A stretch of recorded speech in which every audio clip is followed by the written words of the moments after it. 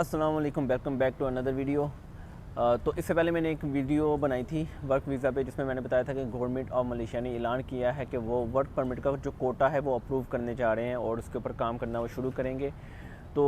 जहाँ ये एक खुशी की खबर थी, उसी में जो उस टाइम भी मेरे दिमाग में चल रहा था, या जो हम ऑफ दी कैमरा बातें करते थे जब हम अपने दोस्तों में बैठते थे, वो ये था कि इससे ना अब एजेंटों की चांदी हो जाएगी और वर्क वीज़ा के नाम पे बहुत बड़ा स्कैम जो है वो शुरू हो जाएगा। तो पिछले एक हफ़्ते से तकरीबन मुझे बहुत से लोगों ने मैसेज किया, कोई मुझे वीज़ा अपना ई वीज़ा शेयर कर रहा है, वो कह रहा है कि ये चेक करके बता सकते हैं कि ओरिजिनल है कि नहीं, और कुछ नहीं इवन के मुझे वो दिखाया कि नहीं मेरा कॉलिंग का वीज़ा है। तो इसी तरह ही तो उसमें एक बंदे का वीज़ा ओरिजिनल था, ठीक है, उस कंपनी के 12,000 वर्कर आ चुके थे पहले जब मैंने अपने दोस्त के थ्रू चेक करवाया था, लेकिन उसमें बाकी जो जितने भी वीज़े थे वो सारे फेक थे। अब कुछ का क्या था, कुछ को उन्होंने बोला हुआ था कि ये आपका वर्क वीज़ा है, उन्होंने उसके ऊपर नाम भी चेंज कर दिया, ई वीज़ा ओरिजिनल उन्होंने निकलवाया लेकिन वो विजिट वीज़ा था, उसके ऊपर उन्होंने टेम्प्रेरी एम्प्लॉयमेंट पास और बाकी जो भी चीज़ें एक वर्क वीज़ा के ऊपर होती हैं वो सारी डाल दी। और इसी तरह ही एक और भाई थे, उन्होंने क्या किया, इवन के जो जब आप ई वीज़ा अप्लाई करते हैं तो उसके ऊपर 20 RM लिखा आता है कि वीज़ा फ़ीस, उसको किसी ने 2800 करके उस बंदे से भी 1,80,000 रुपये लिया हुआ था। और फिर उसको बोला था कि तू जब जाएगा एयरपोर्ट पे तुझे कंपनी के बंदे निकलवाएंगे और फिर 2-3 दिन के बाद तुझे वो पुतरा जाए लेके जाएंगे और तुझे 2 साल का परमिट लगवा के दे देंगे, ठीक है, ना कोई कॉलिंग ना कुछ, बस वो ई वीज़ा, ठीक है। उसके ऊपर 250 कर दिया और ये भी बोल दिया कि कंपनी तुम्हें एयरपोर्ट से निकलवाएगी और 2-3 दिन बाद पुतरा जाए जाके इमिग्रेशन सीधा 2 साल का वीज़ा, कोई 1 साल का वीज़ा नहीं, कोई मेडिकल नहीं, डायरेक्टली 2 साल का वीज़ा। तो इस तरह के स्कैम बहुत चल रहे हैं। तो अब मैं कुछ और चीज़ें क्लियर कर दूं इसमें कि बहुत से लोग मुझसे वीज़ा मांग रहे थे कि यार आप वर्क वीज़ा का कुछ कर दें वगैरह वगैरह। तो भाई मैं वर्क वीज़ा का काम नहीं करता, कोई भी ऑथेंटिक बंदा ना मेरी नज़र में है ना मेरे ख्याल से कोई आएगा जिसको मैं आपको रिकमेंड कर सकूं कि यार इस बंदे से काम करवा लो या इससे काम करवा लो, क्योंकि डेफिनेटली कुछ लोग एतबार करते हैं, तो वो मेरे एतबार से मैं उनको किसी के थ्रू करवा दूँ, आगे से कोई हाथ कर जाए मैं बीच में फजूल में गंदा हो जाऊँगा कि मैंने इनके साथ स्कैम किया या स्कैम करवाया वगैरह वगैरह। तो मैं वर्क वीज़ा को बिल्कुल टच नहीं करता, मेरा जिस काम है वो स्टडी वीज़ा का है।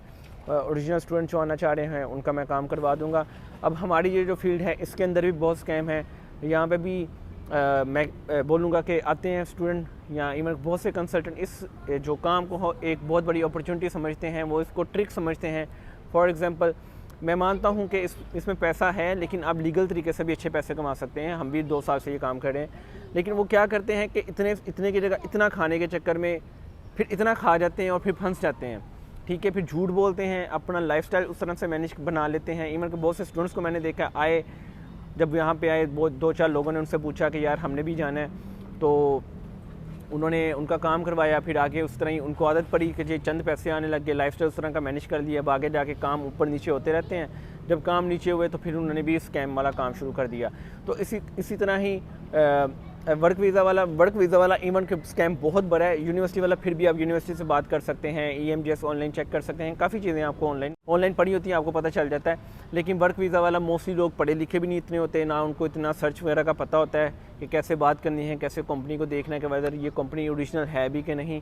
तो ऐसे मासूम लोगों को लूटा जा रहा है। और जब से ये खबर चलनी शुरू हो गई है तो बहुत से एजेंटों ने क्या किया है, ये देखें ये खबर चल रही है, ये देखें वो गवर्नमेंट ऑफ मलेशिया की फिर कुछ वीडियोस भी दिखा दी हैं, देखो हर बंदा कह रहा है वर्क वीज़ा ओपन हो गया है, लेकिन वो ना उनके पास कोई कोटा है ना कुछ है, बस स्कैम करते जा रहे हैं। इवन के एक भाई उन्होंने मुझे बोला कि मेरा एक जानने वाला है, मैं उसको 2-3 साल पहले मिला था, तो वो मेरा वर्क वीज़ा करवा रहे हैं, उनके 3 होटल हैं और उन्होंने ही वो जो वीज़ा मैंने आपको बताया ना जिसके ऊपर 250 किया हुआ था विज़िट वीज़ा पे, वो उन्हीं का कह रहे थे। मैंने उसको बोला यार ये नहीं ठीक, वो फिर भी ना मेरे से क्रॉस क्वेश्चन, ये क्यों वो क्यों। मैं भाई तुम्हें एक फ्री में तुम्हें मैंने चेक करके बता दिया वीज़ा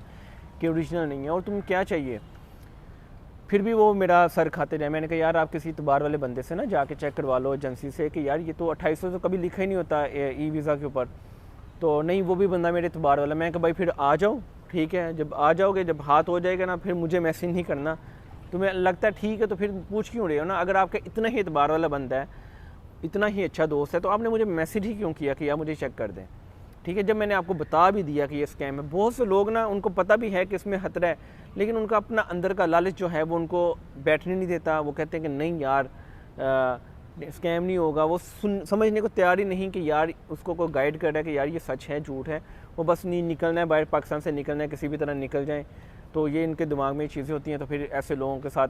स्कैम होता है, फिर इधर आते हैं रोते हैं, सारी चीज़ें होती हैं, ठीक है। फिर उनको बदुआएं देना, ये वो अपना भी थोड़ा सा बंदा दिमाग लड़ा देता है कि बंदा पूछ ले, जब कोई बंदा बता रहा है तो मैं नहीं कह रहा आप उसको जाके पकड़ें, आप मैंने आपको बोला कि यार चेक करवा लो, चेक कर लो, ठीक है। तो खैर अब कोई भी बंदा मुझे ना तो अपना कोई पर्सनल वीज़ा भेजे चेक करने के लिए, क्योंकि ये मेरा काम नहीं, मैं तो किसी से चेक करवाता हूँ, और मेरी अपनी जो फील्ड है उसमें मैं हेल्प आउट कर सकता हूँ, वो भी जितना हो सके। जो मेरी स्टडी वाली फील्ड है, ये वर्क वीज़ा ना मेरी फील्ड है, ना मैं इसको टच करना चाहता हूँ, ना मैं इसको टच करूँगा इंशाल्लाह,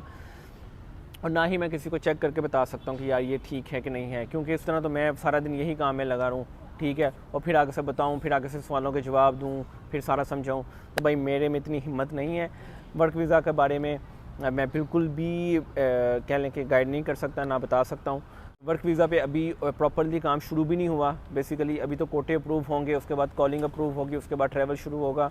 तो बहुत से बेरोज़गार जो थे उनका रोज़गार खुल गया वीज़ों के साथ, ठीक है। वो नहीं जो ओरिजिनल काम करें, वो जो 2 नंबरी करना चाह रहे हैं, और बस इस ताक में है कि एक न्यूज़ मिले वो लगाएं और बस शुरू हो जाए। इवन के बहुत से यूट्यूब चैनल भी आपने देखे होंगे पिछले कोई 2-3 साल से, जब से वर्क वीज़ा बंद है, हर 2 हफ्ते बाद, हर 1 हफ्ते बाद वर्क वीज़ा अपडेट, इवन को कोई अपडेट आ नहीं रही थी, बस उनके पास जो अपडेट थी उसी में वही पुरानी इधर उधर की बातें फजूल करके, तो उन्होंने लोगों को पीछे लगाया हुआ था। अब उन्होंने जब ये वीडियो लगा दी, मैंने भी लगा दी कि वर्क वीज़ा ओपन, तो इसके ऊपर लोगों ने स्कैम करना शुरू कर दिया है।